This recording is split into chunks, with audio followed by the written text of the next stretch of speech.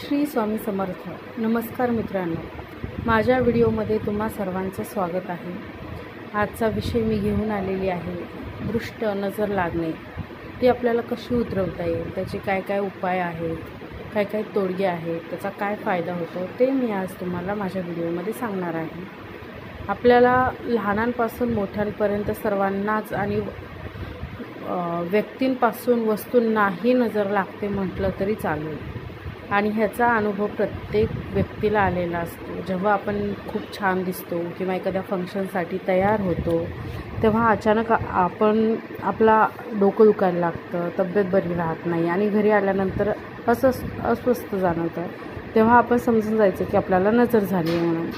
आणि कित्येक अशा लहान मुलांना देखील नजर पटकन होते, कारण आपण लहान मुलं खूप गोंडस असतात, निरागस असतात.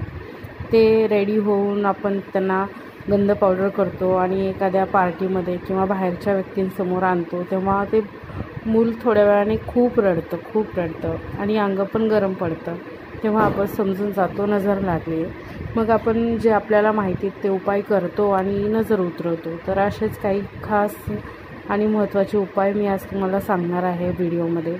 आणि वस्तूंना म्हणाल तर आपलं एखादं सुंदर घर असतं प्रत्येकाचंच, आणि त्या घरामध्ये अचानक एखादी बाहेरची व्यक्ती येते आणि ती आपल्या घरात सगळीकडे बघते. अरे हिच्या घरी टी व्ही आहे, अच्छा हिच्या घरी असं आहे, हिच्या घरी तसं आहे, हिच्या घरात किती शांत वाटते, आणि आपल्याला तिची निगेटिव्ह नजर आपल्याला लागते. ते आणि थोड्या दिवसामध्ये आपल्याला ते जाणवतं. घरात अस्वस्थ वाटणे, न करमणे किंवा त्रास कुठल्या गोष्टीचा होतो.